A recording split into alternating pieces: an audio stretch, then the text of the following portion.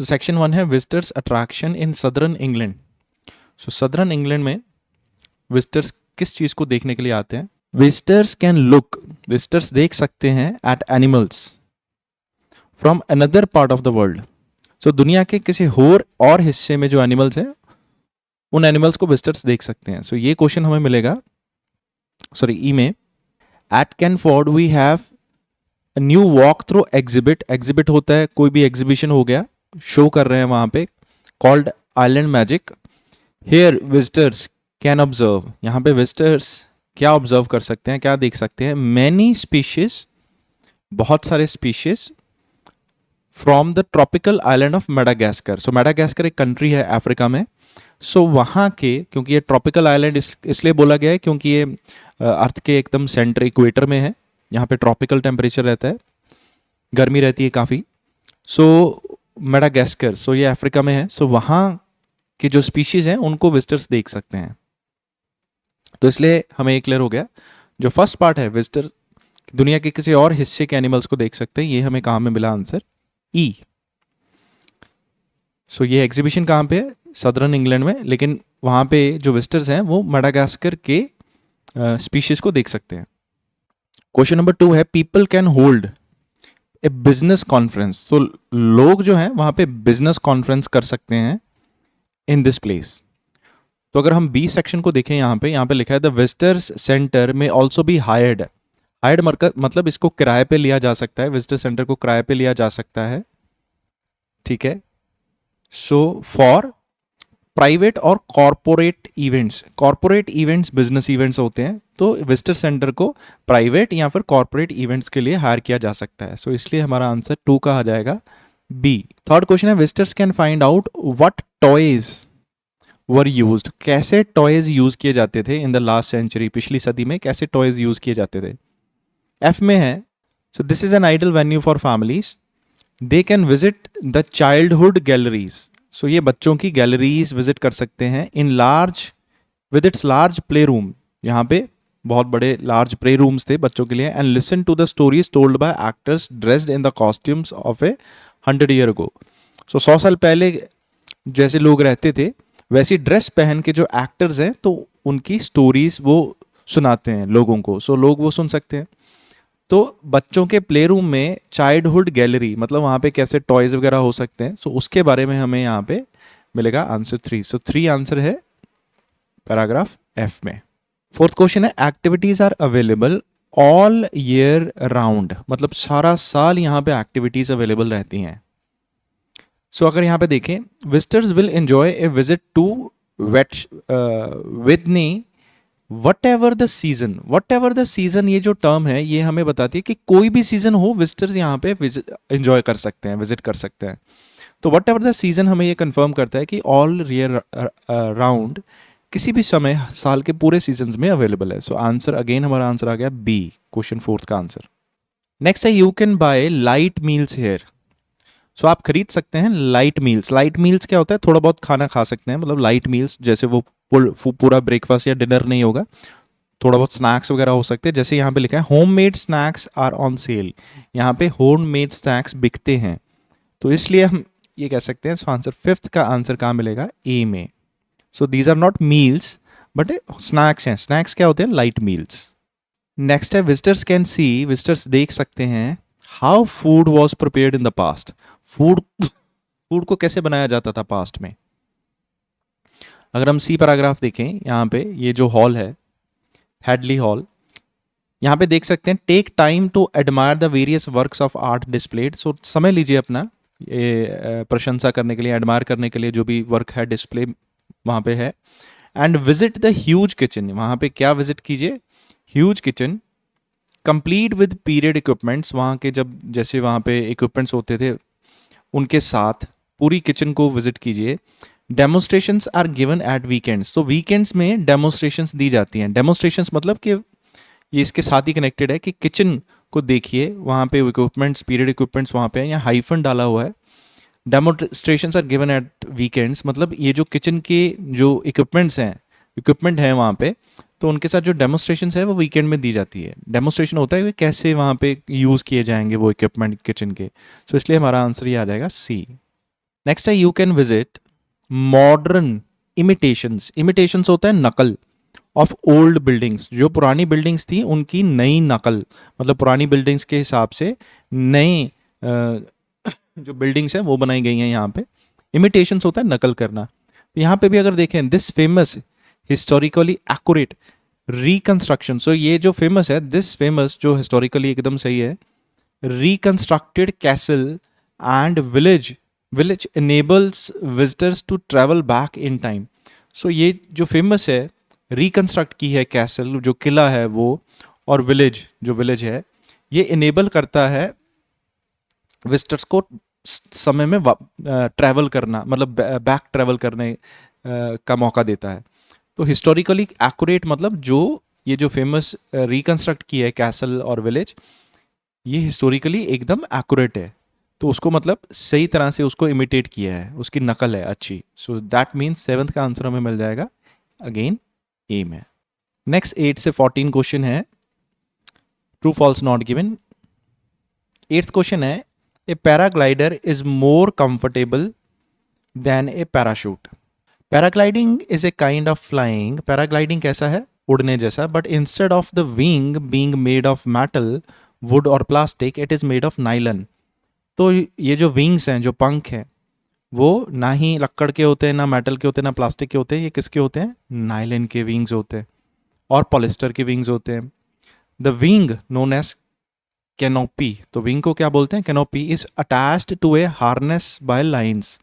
ये किसके साथ अटैच की होती है पैराग्लाइडिंग में, सो हार्नेस के साथ अटैच की होती है बाय लाइन्स, ठीक है। नॉट डिसिमिलर टू पैराशूट, मतलब पैराशूट के जैसे ही होते हैं। नॉट सिमिलर टू पैराशूट मतलब उसी के जैसे होती है, नॉट डिसिमिलर मतलब उससे अलग नहीं होती, पैराशूट के जैसे होती है।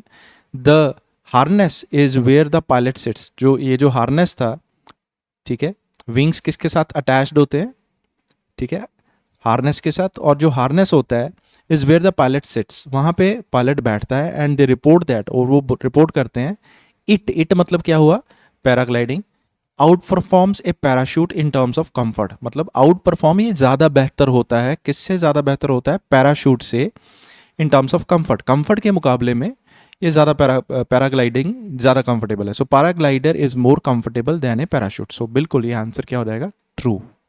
9th क्वेश्चन है most paragliding schools are situated by the C.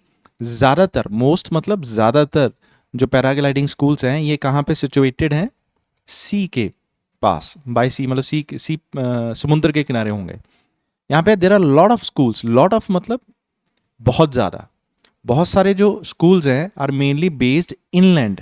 Inland होता है लैंड के ऊपर, सो ये कहाँ पे है, इनलैंड में, बाय अप्रोप्रिएट हिल और माउंटेन, ये या तो हिल मतलब हिल और माउंटेन जो पहाड़ी है उस वहाँ पे उसके नज़दीक होते हैं। There are also schools on the coast near spectacular cliffs, जो क्लिफ्स होती है, ढलान होती है, ठीक है, कोस्ट में किनारे पे, वहाँ पे भी स्कूल्स लोकेटेड हैं, लेकिन यहाँ पे सी की बात नहीं हुई कहीं भी, ठीक है। क्लिफ तो नदियों में भी हो सकती है, ठीक है, ढलान। तो और दूसरी चीज़ यहाँ पे ज़्यादातर जो स्कूल्स हैं वो कहाँ पे हैं, हिल और माउंटेन के पास, सी के पास नहीं है, ठीक है, अलॉट ऑफ बहुत सारे। और कुछ स्कूल्स हैं, there are also schools coast near the spectacular cliff, जो शानदार क्लिफ्स हैं वहाँ पे भी हैं। सो इसका मतलब ये आंसर आ जाएगा फॉल्स, इसलिए क्योंकि ज़्यादातर क्लिफ्स कहाँ पे हैं, हिल्स और माउंटेन्स के पास। नेक्स्ट है learners must pass a theory test in order to get their licence. So learners को पास करना पड़ेगा, क्या पास करना पड़ेगा, थ्योरी टेस्ट पास करना पड़ेगा, ठीक है, लाइसेंस लेने के लिए। सो यहाँ पे ऐसी कोई इन्फॉर्मेशन नहीं है कि लाइसेंस उनको थ्योरी टेस्ट पास करके ही मिलेगा, मस्ट मतलब ज़रूरी है, उसके बिना पॉसिबल नहीं है, ठीक है। तो इसलिए ये हमारा आंसर आ जाएगा नॉट गिवन, क्योंकि इसके बारे में हमें कोई भी इन्फॉर्मेशन गिवन नहीं है। 11th क्वेश्चन है learners are able to paraglide, तो वो लर्नर्स जो हैं वो पैराग्लाइड कर सकते हैं, वो लायक हैं उसके। अनअकम्पनीड, अनअकम्पनीड का मतलब होता है उनको किसी का साथ नहीं चाहिए, इंडिपेंडेंटली वो पैराग्लाइड कर सकते हैं आफ्टर ए वीक कोर्स, एक हफ्ते के कोर्स के बाद।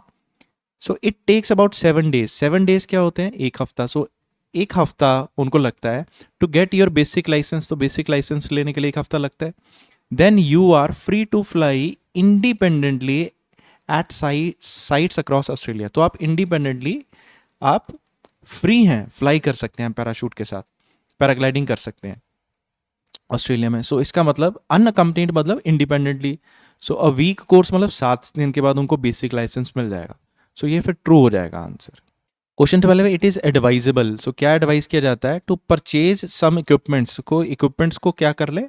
परचेज कर लें बिफोर मतलब पहले, यू डू योर ट्रेनिंग। सो अपनी ट्रेनिंग से पहले, बिफोर मतलब पहले इक्विपमेंट परचेज कर लें, ये एडवाइजेबल है। यहाँ पे लिखा है इन टर्म्स ऑफ गियर्स की बात करें, स्कूल सप्लाईज बेसिक ट्रेनिंग।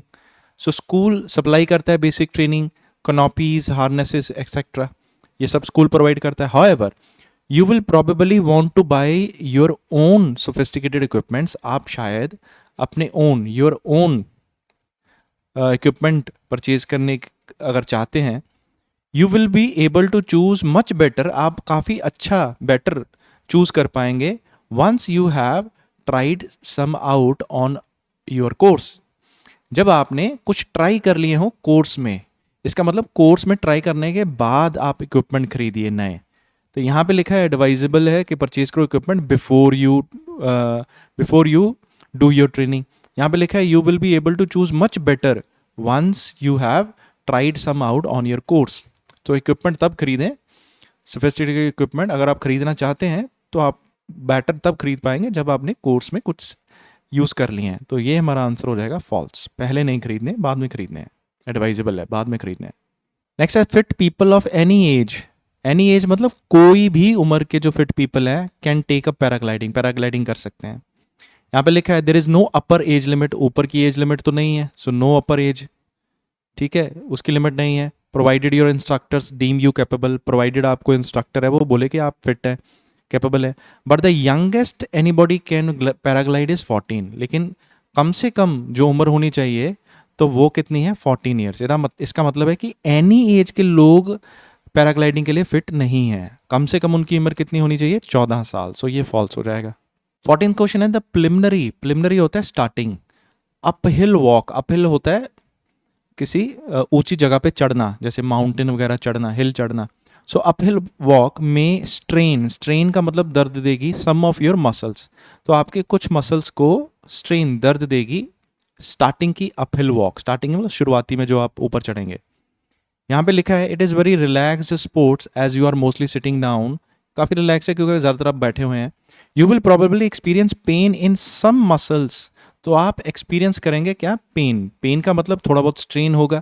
कहाँ पे? आपकी मसल्स में। You don't know you had while learning. आपको पता नहीं लगा जब आप सीख रहे होंगे तब।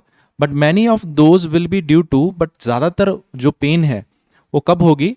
Due to the walk up the training hill to launch. तो जब आप ऊपर जाएंगे, वॉकअप ऊपर जाएंगे, अपहिल हो गए, अपहिल वॉक होगी कब?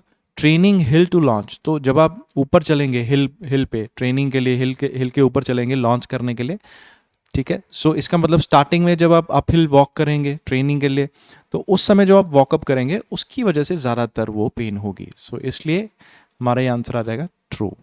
नेक्स्ट है how to prepare for an interview. यहाँ पे हम ब्लैंक्स को सॉल्व करेंगे। हम यूज़ कर सकते हैं वन वर्ड ओनली। तो ये अगर हम देखें, bye preparing for your interview, अगर आप इंटरव्यू के लिए प्रिपेयर कर रहे हैं, you will gain dash which will help you present your self well. जिससे आपको हेल्प होगी कि आप अपने आप को अच्छी तरह प्रेजेंट कर सकें। यहाँ पे जो पॉइंट 2 है यहाँ पे लिखा है if you are well prepared.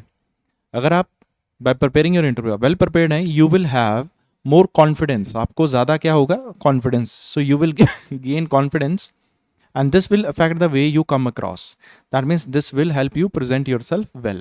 आपको अच्छा प्रेजेंट करने में हेल्प करेगी। सो यहाँ पे आंसर आ जाएगा कॉन्फिडेंस। 16th क्वेश्चन है read through any document. So read करें कोई भी document you have received about the company, जो आपने रिसीव किया है अबाउट द कंपनी। एंड और क्या करना है? Also go to their dash पे जाइए। ये हम अगर पूरा पढ़ें, find out about the organisation, visit their website, उनकी वेबसाइट विजिट करें। And read any material. So any document को पढ़ें, ठीक है, that you have been sent, मतलब जो आपने रिसीव किया है, that you have received. If nothing has been sent, अगर कुछ नहीं रिसीव किया तो फ़ोन करें कंपनी को to ask any reading material they may have, तो उनको फ़ोन करें तो वो आपको सेंड करेंगे, ठीक है। तो एक तो एनी मटेरियल जो आपको सेंड किया गया है वो पढ़ना है, और क्या करना है, विजिट द वेबसाइट। तो हमारा आंसर आएगा read through any document you have received through the company about the company and also go to their, मतलब विजिट देयर वेबसाइट। 17 क्वेश्चन है check the job description. So क्या check करें, job description check करें। To find out, क्या पता करने के लिए। व्हाट डैश आर इन्वॉल्व, क्या इन्वॉल्व है उसमें, in the post you have applied for, जिस पोस्ट के लिए आपने अप्लाई किया है ना उसमें क्या इन्वॉल्व है। तो यहाँ पे है आस्क फॉर मतलब चेक द जॉब डिस्क्रिप्शन या जॉब स्पेसिफिकेशन, उसको चेक करें, ठीक है। दिस विल टेल यू, ये आपको बताएगा, मतलब find out what the duties that you go with the job. तो find out what duties are involve in the post you have applied for. So इसलिए हमारा आंसर आ जाएगा यहाँ पे ड्यूटीज, कौन सी ड्यूटीज इन्वॉल्व है उसमें। 18th क्वेश्चन है interviewers may be interested. So interviewer है जो वो इंटरेस्टेड होगा किसमें, to hear about any unpaid help. Unpaid help कौन सी होती है, जिसके लिए आपने हेल्प की लेकिन उसके लिए आपको कोई पैसा नहीं मिला, तो उसको हम बोलते हैं वॉलंटरी वर्क। सो वॉलंटरी होता है सेवा, सो सेवा करना, वॉलंटरी वर्क होगा सेवा, जहाँ पे कोई पैसा ना मिले। सो इंटरव्यूज में be interested to hear about any unpaid help any voluntary work you have given to a dash you have done for a charity. तो आंसर हमारा आ जाएगा चैरिटी। सो अनपेड वर्क क्या हुआ, वॉलंटरी वर्क। 19th क्वेश्चन है be ready to talk about your dash for the development of your career. So be ready to talk about, तो आप ready रहिए बोलने के लिए about your dash for the development of your career, अपने career की development के लिए आप तैयार रहें बोलने के लिए। सो यहाँ पे है interviews are also looking for someone, interview किसको ढूंढ रहा है, who is likely to stay with the organisation, जो ऑर्गेनाइजेशन के साथ रहे, एंड प्रोग्रेस विद इट, और प्रोग्रेस करे ऑर्गेनाइजेशन के साथ, उसके साथ रहे और प्रोग्रेस करे। So prepare to answer questions about your ambitions for the future. तो बी रेडी, प्रिपेयर का मतलब क्या हो गया, बी रेडी, टू आंसर मतलब टू टॉक, ठीक है। Questions about your ambitions, to talk about your ambitions, हमारा आंसर आ जाएगा एम्बिशंस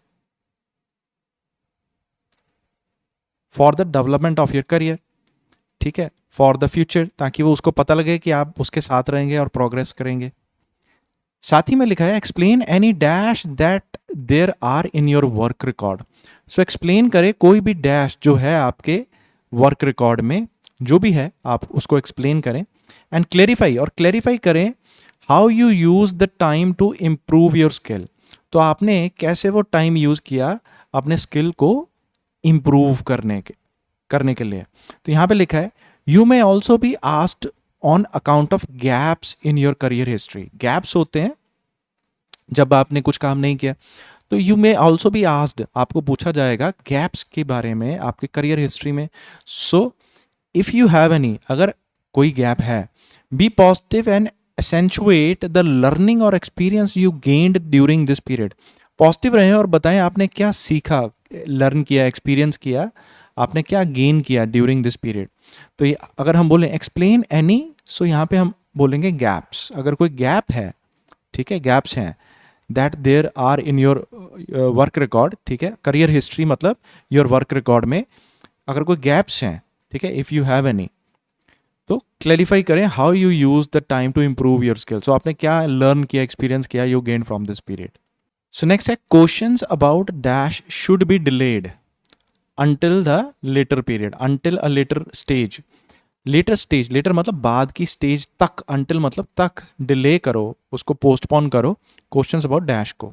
अगर यहाँ पे लिखा है preparing your own questions, don't ask, do ask about tactical questions। तो ask मतलब पूछो, टेक्निकल क्वेश्चंस पूछो अबाउट द सॉफ्टवेयर सिस्टम है, ठीक है। Do ask about possibilities, so possibilities के बारे में पूछो, ठीक है, टेक्निकल क्वेश्चंस के बारे में पूछो, पॉसिबिलिटीज के बारे में पूछो। क्या नहीं पूछना है, डोंट आस्क, मत पूछो अबाउट सैलरी, सैलरी के बारे में मत पूछो, until unless you have been offered the job, जब तक आपको जॉब नहीं ऑफर की गई। अगर जॉब ऑफर कर दी है तो फिर उस सैलरी के बारे में पूछ सकते हो, लेकिन जब तक जॉब ऑफर नहीं की तब तक मत पूछो। सो क्वेश्चंस अबाउट, सो आंसर हमारा आ जाएगा सैलरी। शुड बी डिलेड मतलब नहीं पूछने चाहिए, वो बाद में पूछने चाहिए, अंटिल अ लेटर स्टेज मतलब जॉब ऑफर हो गई तो पूछो, नहीं तो मत पूछो। नेक्स्ट टॉपिक है setting up your own business, so खुद का बिजनेस सेटअप करना। सो क्वेश्चन नंबर 22 से लेकर 27 तक क्वेश्चन है ब्लैंक्स, तो उसमें हम वन वर्ड यूज करेंगे, सेंटेंसेस को कंप्लीट करना है। स्टेप 1, यहाँ पे step 1, know your market, market को जाने। So you know what you want to sell, आपको पता है आप क्या बेचना चाहते हैं। So decide who you are going to sell to, ठीक है, आप किसको बेचना चाहते हैं, ये हो गया। And compare yourself with the dash, तो खुद को कंपेयर करना है with the dash you are going to have. So the most important thing is it should be someone something that people want to buy. तो know what you want to sell, तो क्या आप बेचना चाहते हैं, तो ये जान लीजिए कि ऐसी चीज़ होनी चाहिए जो लोग खरीदना चाहते हैं। तो ये भी start by thinking about who your target customers are, आपके कस्टमर्स कौन होंगे। Are they people who live locally, क्या वो लोग हैं जो लोकल रहते हैं। Are they particular group of people, क्या वो ग्रुप ऑफ पीपल हैं। Now look at your competitors, और अब कहाँ देखें, कंपिटिटर्स के तरफ देखें, मतलब आपको कंपेयर करना है किसके साथ, compare yourself with the competitors you are going to have. So answer हमारा आ जाएगा कंपिटिटर्स। तो पहले तो डिसाइड करें who you are going to sell to, आप किसको बेचेंगे। टारगेट अपने कस्टमर्स को ढूंढिए, क्या वो लोकल रहते हैं, क्या कोई वो ग्रुप को बिलोंग करते हैं, ठीक है। बाद में कंपिटिटर्स को देखें, ठीक है, क्या डिफरेंट है जो आप बेचेंगे, कैसे लोगों को परसुएड करेंगे, मतलब मोटिवेट करेंगे कि आप उनके पास जाएं, जो ऑलरेडी इस्टेब्लिश्ड हैं उनके पास ना जाएं, ठीक है। तो कैसे परसुएड करेंगे, तो compare yourself with the competitors. So consider how you will market, तो आप मार्केट कैसे करेंगे, मतलब उसकी पब्लिसिटी कैसे करेंगे, your product and your method of dash, तो आप मार्केट कैसे उसकी बनाएंगे अपने प्रोडक्ट की, और मेथड कौन सा होगा डैश का।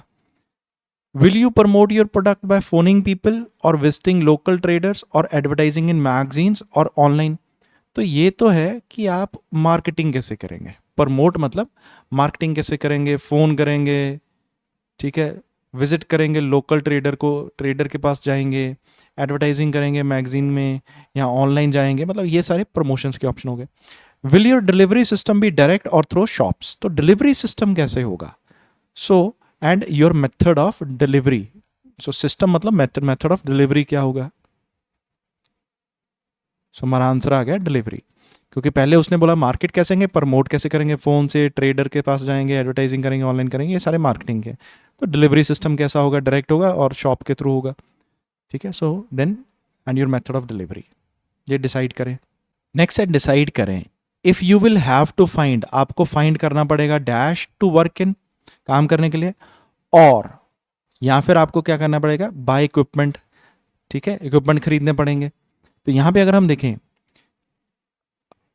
how your business how will your business work, now think about what your business needs to succeed, तो अब सोचिए आपको बिजनेस को सक्सीड करने के लिए क्या चाहिए। do you need to look for मतलब होता है find, तो look for का मतलब क्या हो गया, find।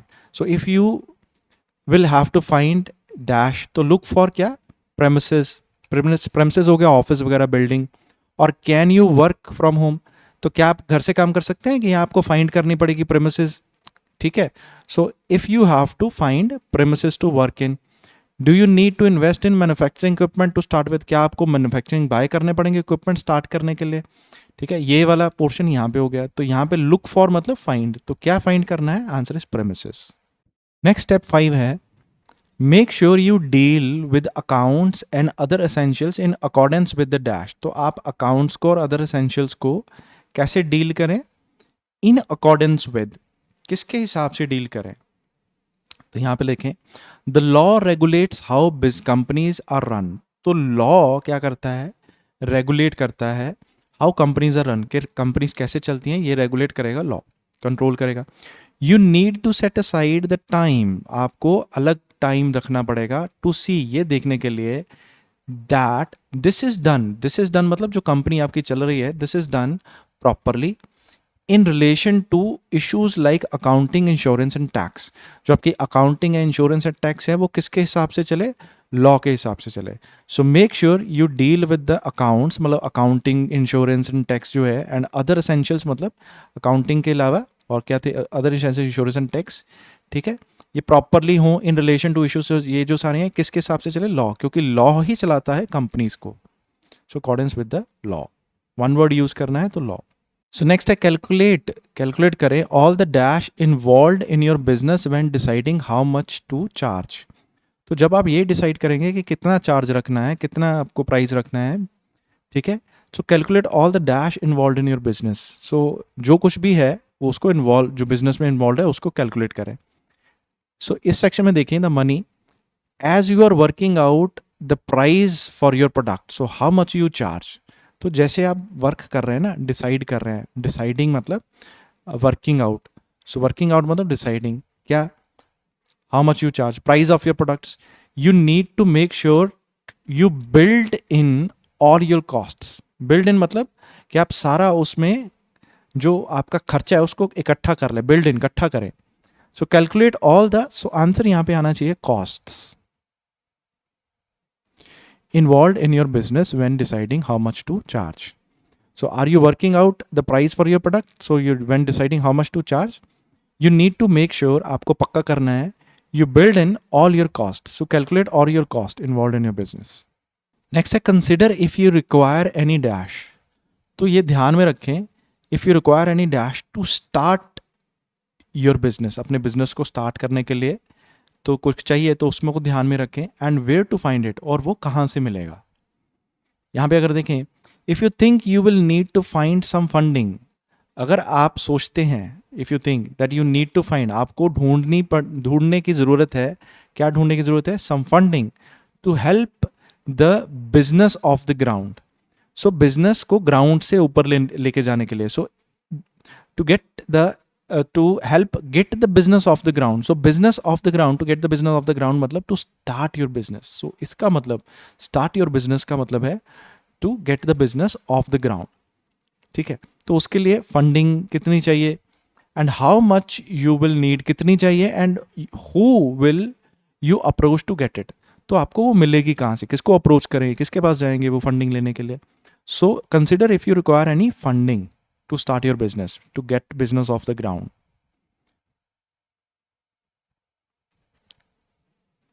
And where to find it मतलब कि who will you approach, किसको अप्रोच करेंगे to get it. Next topic है अंडरस्टैंडिंग हेयर, ठीक है, खरगोश, हेयर क्या होता है, खरगोश, उसको समझना। 28 से लेके 33 क्वेश्चन है, list of headings. First paragraph है, लाइक मैनी हर्बीवोरस, हर्बीवोरस कौन होते हैं, जो घास खाते हैं, brown hairs spend a relatively large amount of their time feeding. तो ब्राउन हेयर्स जो हैं वो अपना ज़्यादातर जो अपना समय है, ठीक है, वो कहाँ पे स्पेंड करते हैं, फीडिंग में। They prefer to do this in the dark, वो कब करते हैं इसको, अंधेरे में। व्हेन नाइट्स आर शॉर्ट, जब नाइट्स छोटी हों, their activities do spill into the daylight hours, जब रातें छोटी हों तो उनकी जो एक्टिविटीज़ हैं वो डे लाइट में भी चली जाती हैं, मतलब दिन में भी वो फिर करते हैं जब रातें छोटी हो। वेयर एवर दे लिव, वो कहीं पे भी रहें, hares appear to have a fondness for fields. तो हेयर्स जो हैं उनको फील्ड्स बड़े पसंद होते हैं, with a variety of vegetation, यहाँ पे बहुत सारी क्या हो, vegetation. And example, for example short as well as longer clumps of grasses, जहाँ पे छोटे या लंबे ग्रासेस हों। सो उनको मैदान काफ़ी अच्छे लगते हैं जहाँ पे वेजिटेशन हो, ठीक है, चाहे छोटी या बड़ी ग्रास हो। Studies have demonstrated that they benefit from uncultivated land and other unplugged areas of farm such as field margins. तो स्टडीज को ये पता लगा है कि उनको किससे बेनिफिट होता है, उनको अनकल्टिवेटेड लैंड से बेनिफिट होता है, मतलब ऐसा लैंड जहाँ पे खेत वगैरह ना जोते गए हों, मतलब वहाँ पे कोई सब्जी वगैरह या कुछ अनकल्टिवेटेड हो, वहाँ पे कुछ उगाया ना गया हो। एंड अदर अनप्लग्ड, अनप्लग्ड होता है, प्लग्ड का, प्लगिंग का मतलब होता है जोतना, जहाँ पे हल ना चलाया हो, areas of the on farm such as field margins, उनको फील्ड मार्जिन्स बोलते हैं। Therefore if farmers provide patches, अगर फार्मर्स पैचेस प्रोवाइड करें, ठीक है, of woodlands of in areas of pasture as well as assorted crops in एरल area.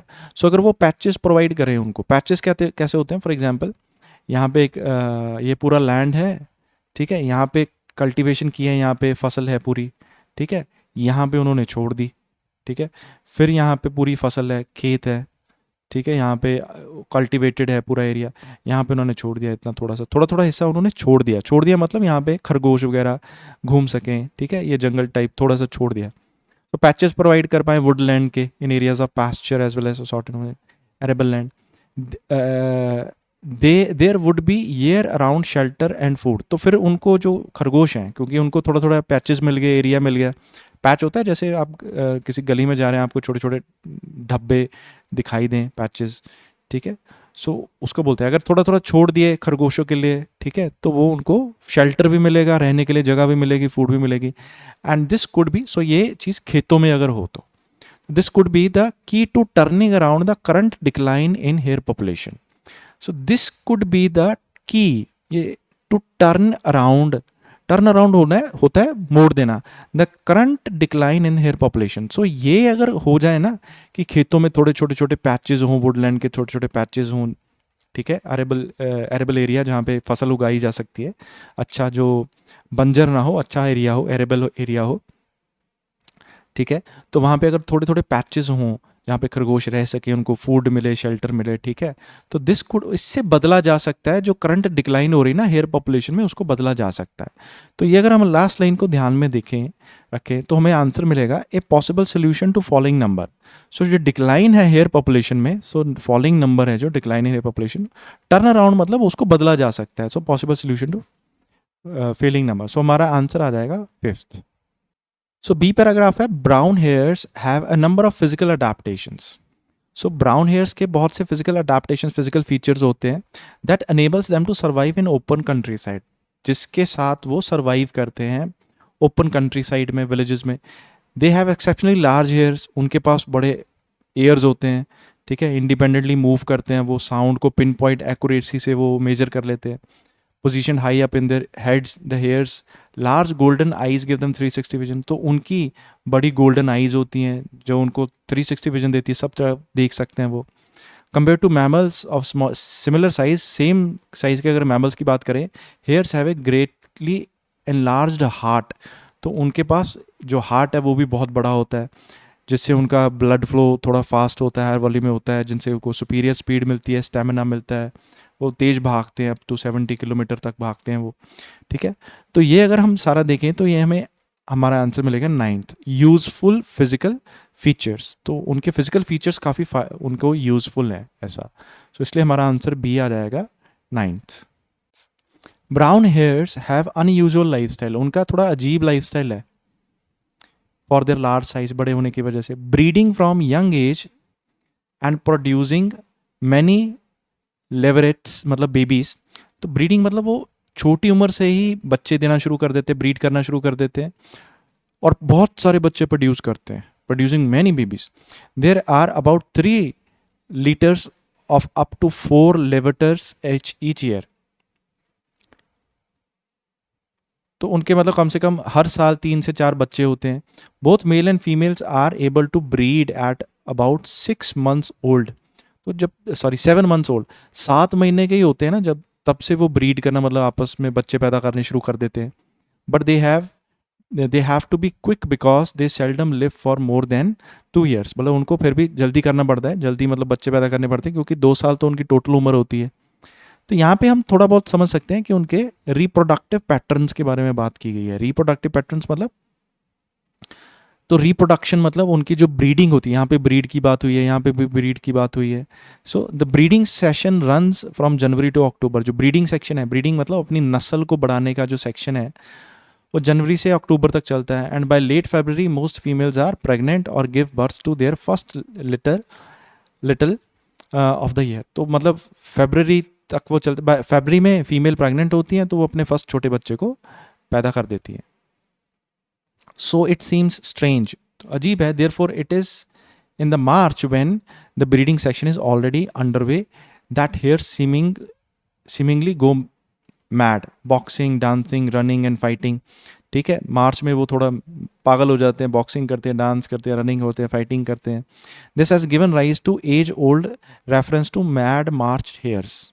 ठीक है, इसीलिए हम बोलते हैं, मतलब पुराने समय से कहते हैं कि पागल मार्च हो रही है हेयर्स की। In fact boxing occurs through the breeding session. So breeding session में ही जो बच्चे होते हैं जब, उसी समय बॉक्सिंग होती है, but people tend to see this behaviour more often in March. मतलब जनरली मार्च में ज़्यादातर ये देखने को मिलता है। This is because in the succeeding March dusk the time when hare are most active is later, when fewer people are about, around could भी हो सकता है। Crops and vegetation are also taller, ठीक है। सो यहाँ पे अगर हम पूरा थोड़ा थ्रू आउट पोर्शन देखें तो यहाँ पे रिप्रोडक्टिव पैटर्न्स के बारे में बताया गया कि वो बच्चे कैसे प्रोड्यूस कर, कैसे पैटर्न है फरवरी टू मार्च या जनवरी से अक्टूबर तक वो ब्रीडिंग सेशन होता है, फरवरी में वो प्रेग्नेंट हो जाती हैं, बच्चे फिर होते हैं मार्च में। सो ऐसा। सो सी का आंसर आ गया हमारा थर्ड। डी पैराग्राफ है, but how can females manage to do this while simultaneously feeding themselves and rearing their youngs. तो ये फीमेल्स एक मैनेज कैसे करती हैं? वो साइमल्टेनियसली साथ साथ वो खुद को भी फीड करती हैं, देमसेल्व्स को फीड करती हैं, साथ साथ बच्चों को भी रेयर करती हैं, उनको भी पालन पोषण करती हैं। The reason is that hares have evolved such self sufficient youngs. तो जो हेयर्स हैं उनके जो बच्चे होते हैं ना, वो सेल्फ सफिशिएंट यंग्स होते हैं। सेल्फ सफिशिएंट मतलब वो खुद से ही सब कुछ खुद से ही अपने आप को पाल लेते हैं, unlike baby rabbits. So baby rabbits जो होते हैं, रैबिट थोड़ा छोटा खरगोश होता है और हेयर जो होता है वो बड़ा खरगोश होता है। सो थोड़ा फिजिकल फीचर्स इनके डिफरेंट होते हैं। सो जो छोटे बेबी रैबिट्स होते हैं उनकी तरह नहीं होते ये। लेवलट्स जो होते हैं, मतलब जो हेयर के जो बच्चे होते हैं, आर बॉर्न फरी। ये फरी होते हैं और मोबाइल होते हैं, ये जल्दी मूव करते हैं। They were about 100 grams at birth and are immediately left to their own devices by their mother. तो ये जब पैदा ही होते हैं तभी 100 ग्राम के होते हैं और उनके मदर उनको छोड़ देते हैं, ठीक है, खुद पे ही छोड़ देते हैं वो। अ फ्यू डेज लेटर, कुछ दिनों बाद, the members of the little creep away to create their own individual resting place. तो छोटे जो बच्चे होते हैं वो खुद से ही बाहर चले जाते हैं, निकल जाते हैं अपनी इंडिविजुअल प्लेस को ढूंढने के लिए, नोन एज फॉर्म्स, जिनको फॉर्म्स बोलते हैं। इसका मतलब वो खुद से ही निकल जाते हैं, अकेले ही चले जाते हैं कहीं और। Incredibly their mothers visit them only once every 24 hours। 24 घंटे में वो उसको एक बार ही मिलने आती है। And then even then she only suckles them for a maximum of 5 minutes each. तब भी वो उनके साथ 5 मिनट मेरे ख्याल से यही टाइम व्यतीत करते हैं। The lack of family contact may seem harsh to us, but it is strangely strategy that draws less attention from predators.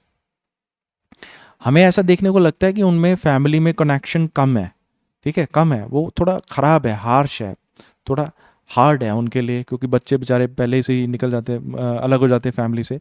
But ये एक स्ट्रेटजी है जिससे वो प्रेडेटर्स की नज़र में नहीं आते।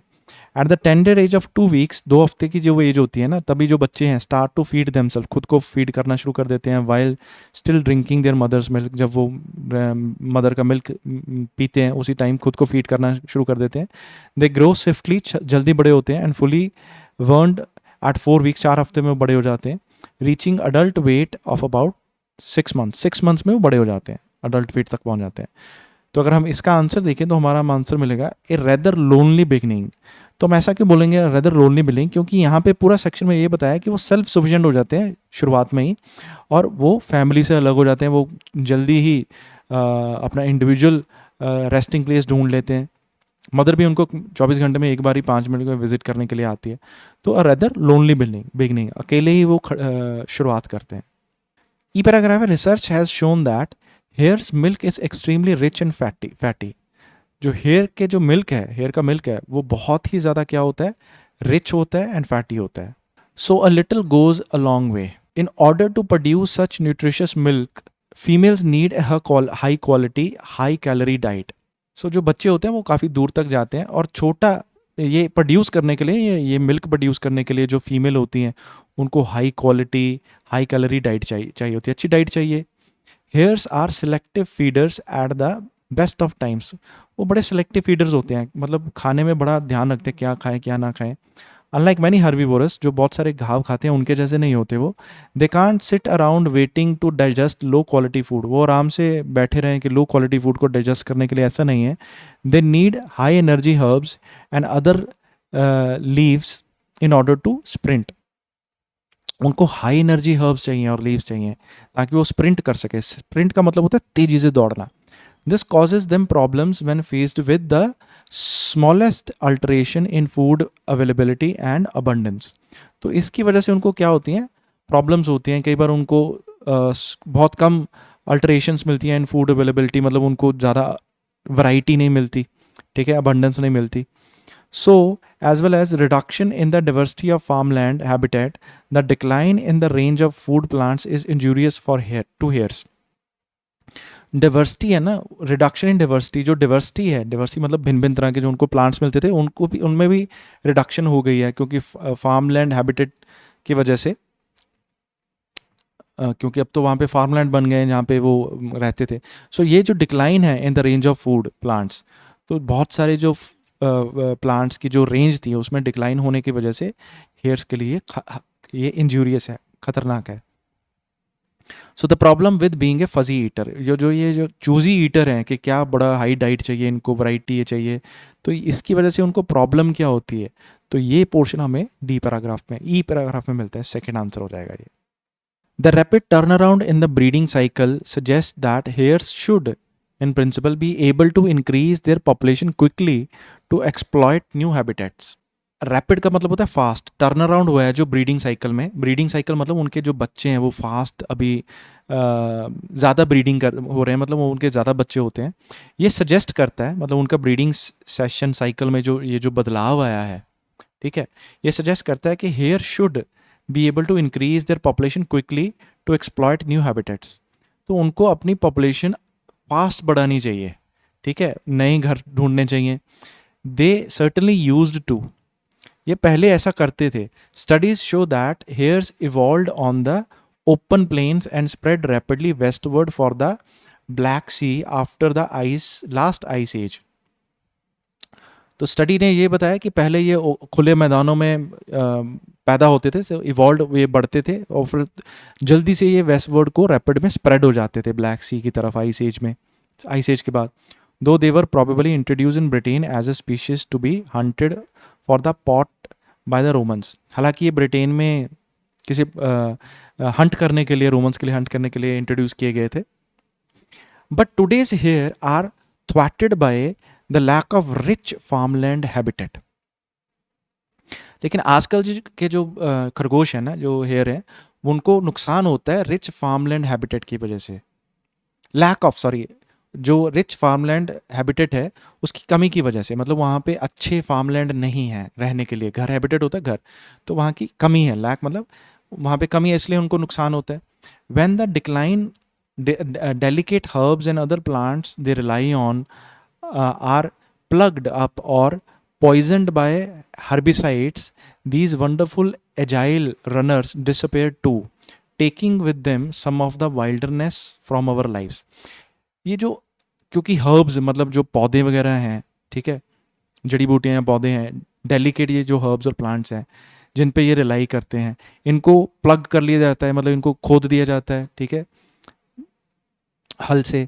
और पॉइजनड बाय हर्बिसाइड्स, ये जो पेस्टिसाइड्स वगैरह, ये हर्बिसाइड्स वगैरह डालते हैं ताकि उससे इसको पॉइजन कर दिया जाता है, ठीक है. तो फिर दीज वंडरफुल, ये जो रनर्स हैं ये डिसअपेयर हो जाते हैं, मतलब ये या तो मर जाते होंगे या फिर ये वहाँ से भाग जाते होंगे, चले जाते होंगे. तो इससे हमें हमारी लाइफ से थोड़ी सी ये जो वाइल्डनेस है वो कम हो जाती है. यहाँ पे प्रेजेंट की बात की गई है और यहाँ पे जो है पास्ट की बात की गई है कि पुराने समय में ये कैसा होता था. So need for further research, ऐसी कोई इन्फॉर्मेशन नहीं है. द फास्टेस्ट रनर, सबसे तेज दौड़ने वाले हैं, नहीं. ये comparison between past and present survival rates. तो पहले कैसे थे, अब कैसे हैं. तो ये पहले तो ज़्यादा थे, ठीक है, ये काफ़ी क्विकली बढ़ते थे, ठीक है, ये ओपन प्लेन्स में रैपिडली पैदा होते थे, फिर रैपिडली वेस्टवर्ड जाते थे, ठीक है. बट आजकल इनके हैबिटेट कम होने की वजह से इनको बहुत दिक्कत होती है और ये ख़त्म हो रहे हैं. सो इसलिए हमारा आंसर आ रहेगा comparison between past and present survival rates. पहले उनका सर्वाइवल रेट ज़्यादा था, अब उनका सर्वाइवल रेट कम है. सो आंसर आ गया 8th. सो 34th क्वेश्चन है, according to writer what is the ideal habitat for hares. Ideal होता है सबसे अच्छा घर कौन सा है हेयर्स के लिए राइटर के हिसाब से. तो यहाँ पे ए पैराग्राफ में था whatever wherever they live, वो कहीं भी रहें, hairs appear to have a fondness for fields with a variety of vegetation. जो हेयर होते थे ना, उनको मैदान चाहिए होते थे, उनको बहुत फाउंडनेस ऑफ फील्ड्स मतलब उनको मैदान चाहिए होते थे जहाँ पे बहुत सारी वेजिटेशन हो, ठीक है, यहाँ पे लंबी छोटी हर तरह की ग्रास ग्रास हो। तो इसलिए हमारा आंसर आ जाएगा areas which include A range of vegetation, ऐसे मैदान या एरिया जहाँ पे बहुत सारी वेजिटेशन हो with a variety of vegetation, ऐसे उनको फील्ड्स चाहिए थे।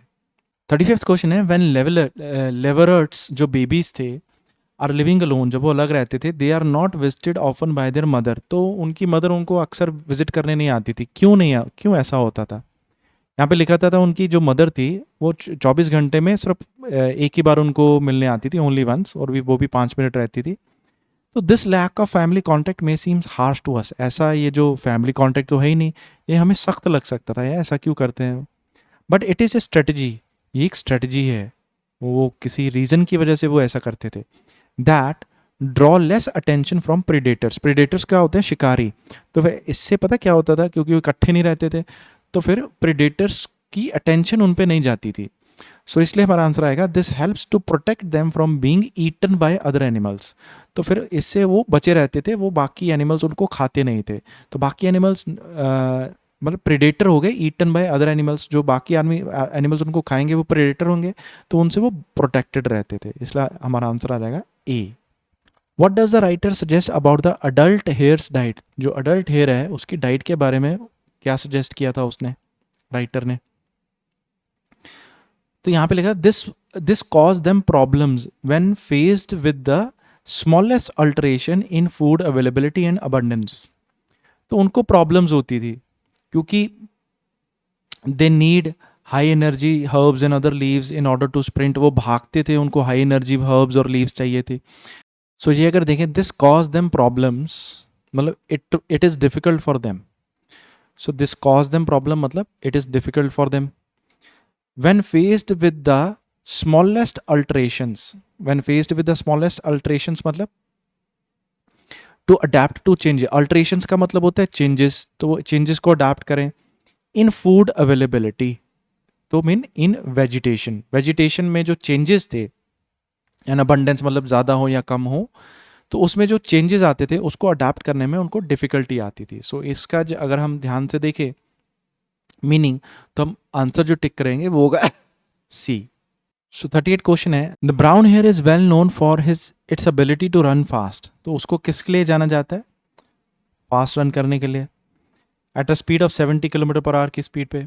सो largely due to the length of its legs, तो एक तो लेग्स की वजह से, as well as unusual size of the heart, तो उसके हार्ट का जो अनयूजुअल साइज है उसकी वजह से। An increase amount of blood, an increase amount of blood जो है, ज़्यादा अमाउंट ऑफ ब्लड जो है, गिव्स इट, वो उसको क्या देता है? Necessary dash to continue running fast for some time, कि वो लगातार भागता रहे कुछ समय के लिए।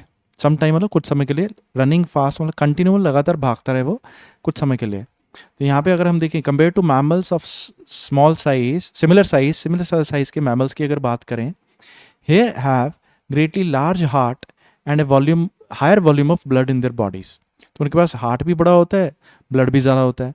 And this allows for superior speed and stamina, उससे उनको ज़्यादा स्पीड मिलती है और स्टेमिना मिलता है, ठीक है। तो स्टेमिना क्या होता है? जिससे वो कंटिन्यू रन करें फॉर सम टाइम, स्पीड मतलब तेज़ी मिलेगी, तो हमारा यहाँ पे आंसर आ जाएगा स्टेमिना, क्योंकि स्टेमिना यहाँ पे सूटेबल है। सो स्टेमिना उनके पास होता है to continue run fast for some time. A running hare resembles the dash more closely than its relative the rabbit, तो जो रनिंग हेयर है वो किसको रिजेंबल करता है?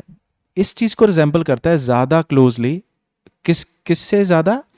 अब उसका जो कोई रिलेटिव है रैबिट, उससे ज़्यादा वो किससे रिजेंबल करता है? तो यहाँ पे अगर पढ़ें, in addition their legs are longer, उसकी लेग्स लंबी होती हैं, than those of a rabbit से, enabling hare to run more like a dog, तो वो जो भागता है जो, वो कैसे लगता है? वो डॉग जैसा लगता है। And reach speed up to 70 kilometre per hour, तो वो किसको रिजेंबल करता है? डॉग को रिजेंबल करता है। वो हेयर जैसा नहीं लगता, वो डॉग जैसा लगता है, उसकी टांगें लंबी होती हैं। The hare has some other characteristics, उसके पास और भी कुछ करेक्टरिस्टिक्स हैं, फीचर्स हैं, that help it to avoid capture, जिसकी वजह से वो पकड़ में नहीं आता। The first is its excellent all round dash, accent बहुत अच्छे, ऑल राउंड। ऑल राउंड मतलब हमने यहाँ पे देखा था 360। 360 मतलब क्या होता है? All round. उसकी लार्ज गोल्डन आईज हैं एंड गिव देम 360 विजन। तो उसको उसका 360 ऑल राउंड विजन है, तो हमारा आंसर आ जाएगा vision. So making it hard to take a hare by surprise, इसका मतलब हम अचानक से हेयर को पकड़ नहीं सकते क्योंकि उसका 360 विजन है, वो सब तरफ देख सकता है। So this means that predator can not easily creep up behind it, तो इसका मतलब जो शिकारी है उसके पीछे नहीं जाके छुप सकता। क्यों? क्योंकि उसको सब तरफ दिखता है, 360 विजन है उसका। Another feature is its ability to position his massive dash separately to sense the slightest indication of danger. Another feature क्या है? उसकी एबिलिटी टू पोजीशन, पोजीशन मतलब पोजीशन करना, इट्स मैसिव, मैसिव मतलब बड़े, डैश सेपरेटली। सो यहाँ पे आंसर आ जाएगा, so they have exceptionally large ears that move independently. Separately मतलब इंडिपेंडेंटली, उनके बहुत बड़े एयर्स होते हैं। मैसिव मतलब लार्ज, क्या होते हैं उनके पास? एयर्स। ठीक है, तो उनके पास एयर्स होते हैं, बहुत लार्ज एयर्स होते हैं, सेपरेटली वो इंडिपेंडेंटली उनको रखते हैं। So that a range of sound can be pinpointed accurately to sense the slightest indication of danger, मतलब उनको पिन पॉइंट, उनको साउंड पता लग जाता है कि कहीं से कोई खतरा तो नहीं आ रहा। सो आंसर आ जाएगा एयर्स। सो आई होप आपको ये सारी रीडिंग समझ में आई होगी। अगर आपको इसमें से कोई सा भी क्वेश्चन समझ में नहीं आया तो प्लीज़ हमें कमेंट करके बताइए, ताकि नेक्स्ट टाइम हम इससे बेहतर रीडिंग प्रोवाइड कर सकें आपको। Thank you.